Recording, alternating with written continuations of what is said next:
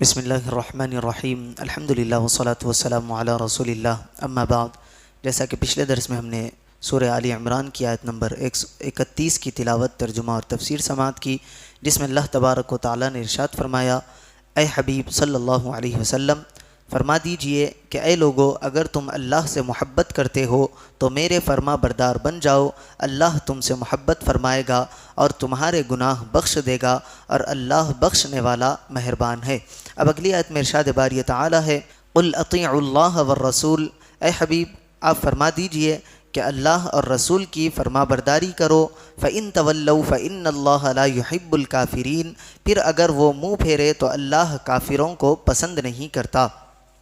اطیعوا اللہ و اطیعوا الرسول، اللہ اور رسول کی فرما برداری کرو۔ حضرت عبداللہ ابن عباس رضی اللہ عنہما سے مروی ہے کہ جب یہ آیت قل ان کنتم تحبون اللہ فاتبعونی یحببکم اللہ نازل ہوئی تو عبداللہ بن ابی منافق نے اپنے ساتھیوں سے کہا: محمد صلی اللہ علیہ وسلم اپنی اطاعت کو اللہ کی اطاعت کی طرح قرار دے رہے ہیں اور یہ حکم کر رہے ہیں ہم ان سے اسی طرح محبت کریں جس طرح عیسائیوں نے حضرت عیسیٰ علیہ السلام سے کی۔ اس پر یہ آیت نازل ہوئی اور فرمایا گیا کہ اے حبیب صلی اللہ علیہ وسلم آپ ان سے فرما دیں کہ اللہ تعالیٰ نے میری اطاعت اس لیے واجب کی کہ میں اس کی طرف سے رسول ہوں، اور چونکہ اللہ تعالیٰ کے احکام لوگوں تک پہنچانے کا ذریعہ اس کے رسول ہی ہیں، اس لیے ان کی اطاعت و فرما برداری لازمی ہے۔ اس کے بعد بھی اگر وہ اطاعت سے منہ پھیرے تو انہیں اللہ تعالیٰ کی محبت حاصل نہ ہوگی اور اللہ تعالیٰ انہیں سزا دے گا۔ تاجدار رسالت صلی اللہ علیہ وسلم کی اطاعت ہی محبت الہی کی دلیل ہے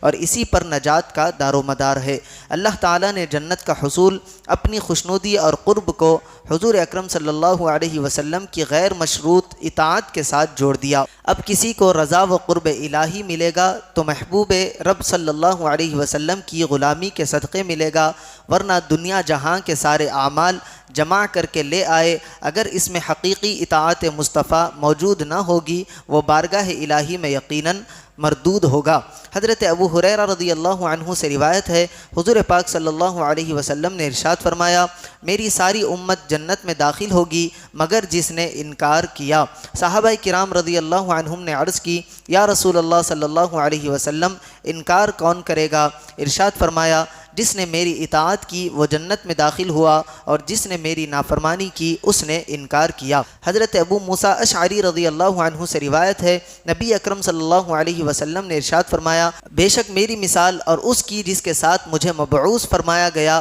اس شخص جیسی ہے جس نے اپنی قوم کے پاس آ کر کہا: اے قوم، میں نے اپنی آنکھوں سے ایک فوج دیکھی ہے، میں تمہیں واضح طور پر اس سے ڈرانے والا ہوں، لہٰذا اپنے آپ کو بچا لو۔ چنانچہ اس کی قوم کے ایک گروہ نے اس کی بات مانی اور راتوں رات نکل کر پناہ گاہ میں جا چھپے اور ہلاکت سے بچ گئے، جبکہ ایک گروہ نے اسے جھٹلایا اور صبح تک اپنے مقامات پر ہی رہے۔ صبح سویرے لشکر نے ان پر حملہ کر دیا اور انہیں ہلاک کر کے غارت گری کا بازار گرم کیا۔ پس یہ مثال ہے اس کی جس نے میری اطاعت کی اور جو میں لے کر آیا ہوں اس کی پیروی کی، اور اس شخص کی مثال ہے جس نے میری نافرمانی کی اور جو حق میں لے کر آیا ہوں اسے جھٹلایا۔ ایک اور روایت میں ہے کہ رسول پاک صلی اللہ علیہ وسلم نے ارشاد فرمایا: سن لو، عن قریب ایک آدمی کے پاس میری حدیث پہنچے گی اور وہ اپنی مسحری پر تکیہ لگائے بیٹھا ہوا کہے گا کہ ہمارے اور تمہارے درمیان اللہ تعالیٰ کی کتاب کافی ہے، ہم جو چیز اس میں حلال پائیں گے اسے حلال سمجھیں گے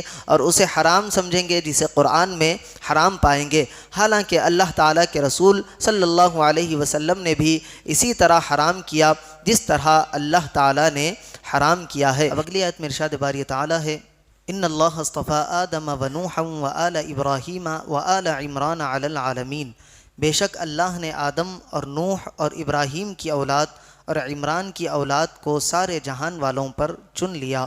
ان اللہ اصطفیٰ آدم، بے شک اللہ نے آدم کو چن لیا۔ یہودیوں نے کہا تھا کہ ہم حضرت ابراہیم، حضرت اسحاق اور حضرت یعقوب علیہم السلام کی اولاد سے ہیں اور انہی کے دین پر ہیں۔ اس پر یہ آیت کریمہ نازل ہوئی اور بتا دیا گیا کہ اللہ تعالیٰ نے ان حضرات کو اسلام کے ساتھ برگزیدہ کیا تھا، اور اے یہودیو، تم اسلام پر نہیں ہو تو تمہارا یہ دعویٰ غلط ہے۔ اس آیت سے یہ بھی معلوم ہوا کہ اللہ تعالیٰ کے برگزیدہ چنے ہوئے منتخب بندوں کی عظمت و شان کو بیان کرنا اللہ تعالیٰ کی سنت ہے، جیسے یہاں پر برگزیدہ بندوں کا تذکرہ ہوا اور اس کے آگے کی آیتوں میں مقربین بارگاہ الہی کا تفصیل سے تذکرہ ہوا۔ اگلی آیت میں ارشاد ہے ذریۃ بعضها من بعض، یہ ایک نسل ہے جو ایک دوسرے سے ہے، واللہ سمیع علیم، اور اللہ سننے والا جاننے والا ہے۔ ذریۃً یہ ایک نسل ہے، یعنی ان برگزیدہ بندوں میں باہم نسلی تعلقات بھی ہیں اور دین کے اندر یہ حضرات ایک دوسرے کے معاون و مددگار ہیں۔ اللہ تبارک و تعالیٰ سے دعا ہے کہنے اور سننے سے زیادہ اعمال صالحہ کی توفیق عطا فرمائے۔